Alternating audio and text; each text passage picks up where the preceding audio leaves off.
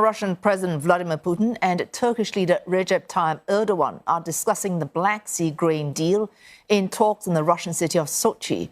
Their meeting marks the highest-level attempt to restart the grain deal since it ended 7 weeks ago.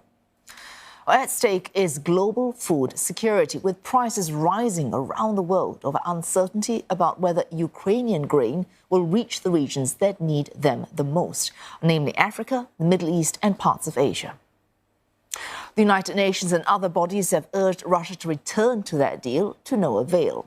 But among Western-aligned countries, Turkey has the strongest bargaining power over Russia, being the only one now that enjoys friendly relations with Moscow. Turkey, a NATO member, has opposed the alliance's sanctions while doubling trade with Russia to $68.2 billion last year. And President Erdogan has also made clear that he has a special relationship with Vladimir Putin. While Turkey opposes the war in Ukraine, Mr. Erdogan has promised deeper political and economic ties with Russia. The Russian leader reciprocating, calling Mr. Erdogan a dear friend after his re-election in May. Analysts say being Russia's ally in a time when its friends are in short supply could allow Mr. Erdogan to squeeze concessions on the grain deal from Mr. Putin. But the Turkish leader's visit to Sochi comes with some urgency as the collapse of the Black Sea grain deal threatens Turkey's own economy. Food prices in the country are also skyrocketing. July saw the sharpest increase in food inflation this year, the same month the grain deal ended. The country's annual inflation rate surging higher than expected to 58.9% in August, as the highest so far this year. Russian attacks on Ukraine's grain infrastructure making food supply even more uncertain. The latest strike happening just Sunday night at Izium port. Kiev's forces shot down 17 drones, but some still managed to find their mark, setting fire to warehouses and industrial buildings. Moscow has destroyed an estimated 60,000 tons of Ukrainian grain since the export deal ended. Getting Russia back to the table will be a feat of diplomacy. Moscow standing firm on its conditions, complaining that Russian fertilizer exports remain hindered. That's despite an agreement that they would not be sanctioned.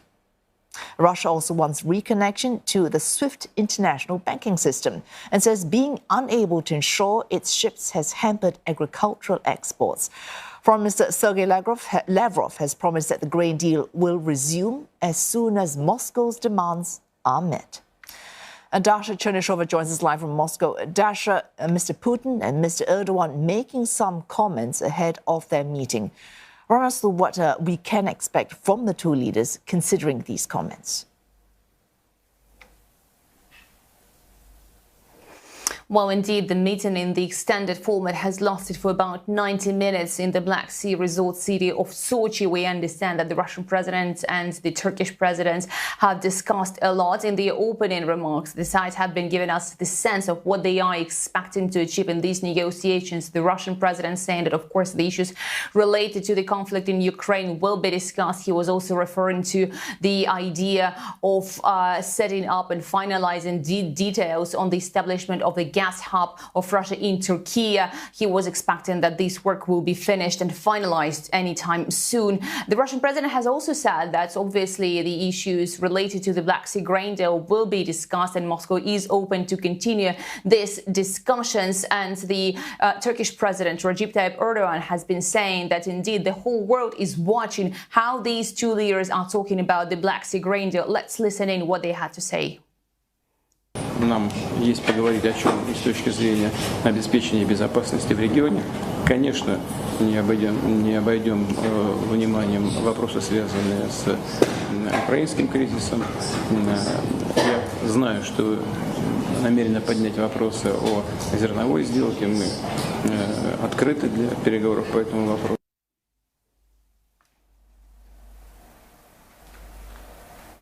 And indeed, the Russian president was also saying that he expects next year to mark the start of the first block of the operations of the Russia-constructed Akkuyu nuclear power plant station that is now being constructed in Turkey with the help of Russia. So certainly the two countries have a lot to talk about. The meeting in the wide and the extended format has ended, and now we understand the two leaders have their one-on-one meeting in the Russian city of Sochi. So certainly we are expecting what will come out of this meeting, and the whole world, as the analysts have been saying, are watching this because they are expecting the news on grain to come out from this meeting.